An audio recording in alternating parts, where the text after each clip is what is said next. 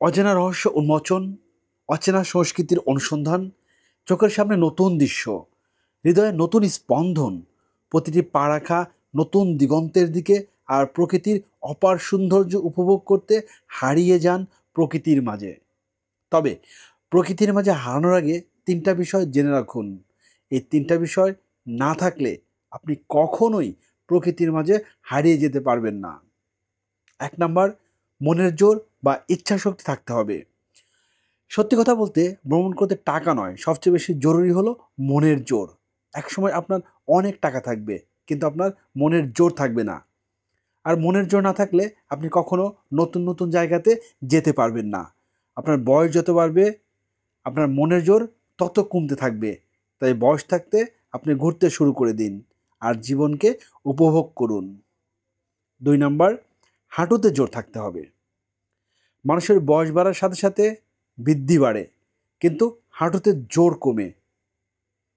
আর হাঁটুতে যদি জোর না থাকে তাহলে আপনি ঘুরবেন কিভাবে? কারণ ঘুরতে গেলে আপনাকে বাসে উঠতে হবে, ট্রেনে উঠতে হবে, বিমানে উঠতে হবে, রিক্সায় উঠতে হবে, উঁচু পাহাড়ে উঠতে হবে, অনেক হাঁটতে হবে। তাই হাঁটুর যত্ন নিন আর বেশি বেশি ভ্রমণ করুন। তবে মনে রাখবেন, যে যত বেশি ভ্রমণ করে সে অন্যদের থেকে তত বেশি এগিয়ে থাকে। ৩ নাম্বার, পকেটের জোর থাকতে হবে। আপনার অর্থ সম্পদ যতই থাকুক না কেন, আপনার পকেটের জোর যতই থাকুক না কেন, বলা হয়ে থাকে প্রকৃতির সান্নিধ্য কাটানো প্রতিটি মুহূর্তই আপনার জীবনের সেরা সম্পদ। পাহাড়ের চূড়ায় দাঁড়িয়ে আপনি জীবনকে যেভাবে ভাবতে পারবেন, পকেট ভর্তি টাকা নিয়ে জীবনকে সেভাবে ভাবতে পারবেন না। ভ্রমণ জীবনকে নতুন করে ভাবতে শেখায়। আবার আপনি ভ্রমণে গিয়ে পকেট থেকে টাকা খরচ না করেও অতিমাত্রায় কৃপণতা দেখান, তাহলে আপনার ভ্রমণ হবে নিরানন্দ। তাই আপনার সাধ্যমতো টাকা খরচ করুন, ভ্রমণকে উপভোগ করুন, জীবনকে উপভোগ করুন।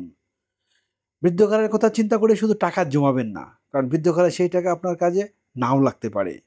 ভ্রমণ করুন, অদেখাকে দেখুন, জীবনকে স্মৃতিময় ও উপভোগ করুন।